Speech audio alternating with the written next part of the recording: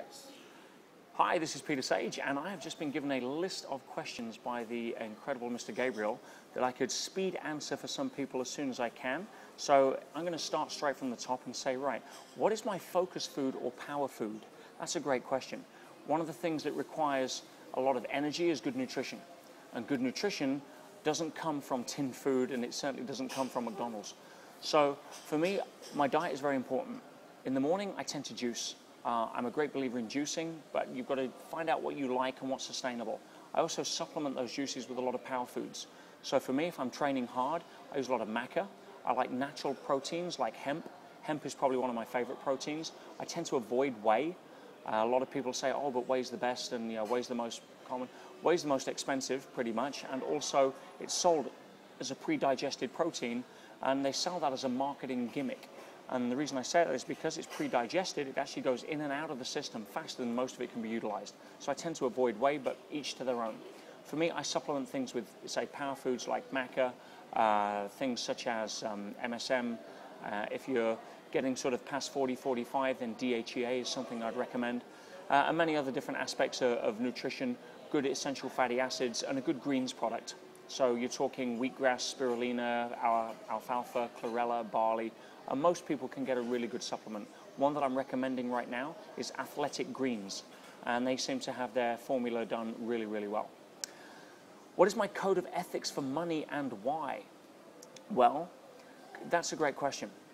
I've several times had situations where I can very hand on heart say I've walked away from deals that could make a lot of money because I wasn't happy with either the people or the ethics behind it. And that really comes from a place of understanding where your true self-worth comes from. True self-worth is not linked to your net worth. If it is, then the challenge becomes you'll compromise your values far more around money, because if you think you're going to lose money and that affects your self-worth, then you'll compromise your values because they're linked to the primary fear that you won't be enough.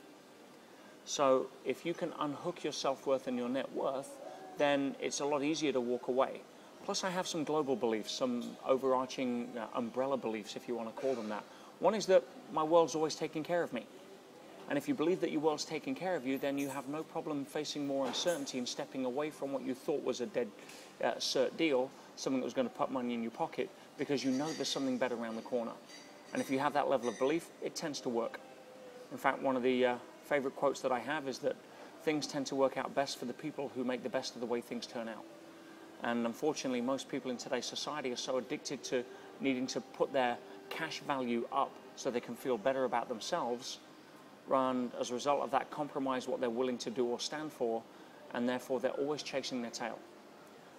I learned the lesson the hard way, and over the last several years I've been very strict about not compromising who I am, what my values are, especially around money. I mean, all money is a representation of what value you can add.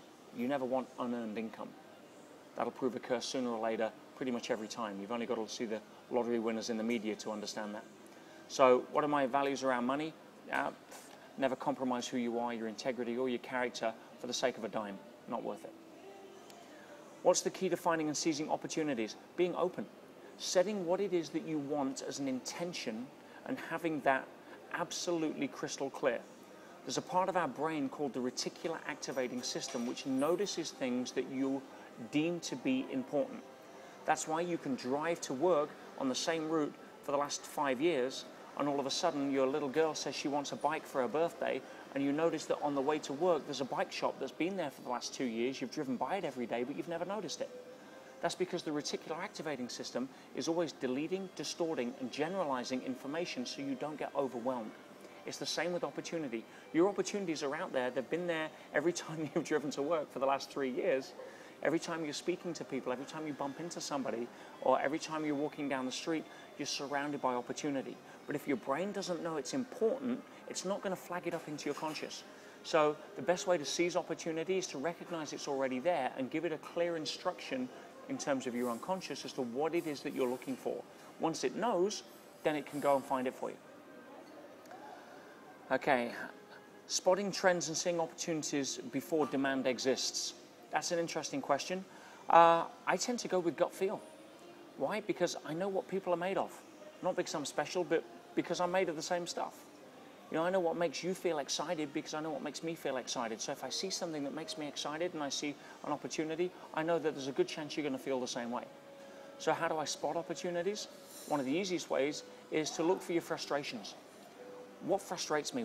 I wish I had something that could solve this problem, or why does that always have to be that way? As soon as you start catching yourself asking those questions, that's when you should say, maybe there's an opportunity here to look for something as a solution that other people will also want. Transition from millionaire to billionaire. The psychology level for that change to take place. Easy. Hang around with people who understand that $1 billion is just a number. When I first got involved in my space project, Space Energy, it's a $16 billion project, and I started hanging around with people where they were talking in what I call MBTs, millions, billions, and trillions. And you hang around people long enough that talk in the millions and the billions casually, and all of a sudden it becomes an easy coat to wear. It becomes part of your psychology. You're not uncomfortable about it. But to do that, you have to surround yourself with situations and people whereby that becomes normal. Why? Because it falls under something called the 95% law, which is the law of conformity, which means you will conform to your surroundings. You hang out with 10 go-getting millionaires, you become the 11th go-getting millionaire. You hang out with 10 people that make excuses as to why life doesn't work, and guess what? You become the 11th. It's that simple. You want to upgrade your psychology? Upgrade your peer group.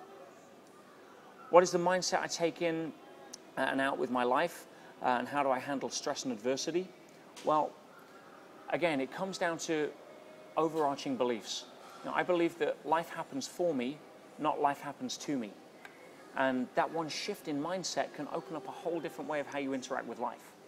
I also am a firm believer that your outer world follows your inner world, not the other way around. Most people, their outer world follows their inner world as an afterthought. They're too busy chasing. They're too busy chasing the reflection in the mirror, like a kitten playing in front of a mirror. If their outer world sucks, their inner world follows. It doesn't work that way. In order for your financial bank account to go up, your emotional bank account has to go up first, because it leads the financial indicator and your financial bank account, not the other way around. In terms of adversity, again, it comes down to understanding that life's a chessboard. There's white squares and dark squares. And you're going to be standing on black squares and white squares your whole life. The game is not about how to stay on white squares. The game is about embracing each square and knowing that who you are is defined by your dark squares. Who you are as a person, your character, isn't shaped by when the sun's shining and you're kicking back with a margarita. It's shaped by who you're tested as when the best of you has to show up. So embrace your black squares, because there isn't one black square you've stood on, I assert, that you didn't look back 6 months later and say, well, thank goodness that happened, otherwise I wouldn't be doing this now. Emotions, real time, and the method used to have them, and how to create a successful idea. Great question. Well, emotions are a very interesting part of life. We are designed by our very nature, by our DNA, to experience a whole range of emotions. The biggest problem is most people chase happiness. And the problem is you're not meant to be happy all the time, because there's a difference between being happy and being fulfilled. I didn't want to be happy at my mum's funeral. There was a time to be happy, and there's a time to be contemplative. There's a time to be reflective. There's a time to experience love and gratitude, and there's a time to experience joy. There's a time to experience frustration, because it can lead you to breaking through, and there's a time where anger can be useful, as long as you control it. But fulfillment comes from a deeper place. So in terms of being driven by emotions, as long as your default life is governed by the belief that you're here for a reason, there's a higher purpose, most people's emotional states when they're negative, I find it's because they're too focused on themselves. You want real joy? Go with the laws of nature. That's the law of growth and contribution. Everything in nature grows and contributes, or is taken out of the food chain. I don't care what it is. Whether it's an animal, a blade of grass, a waterfall, a cloud, everything in nature is growing and contributing to something else, or is taken out of the game.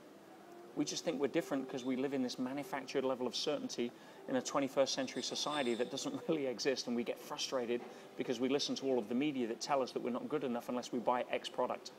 Guys, you're better than that.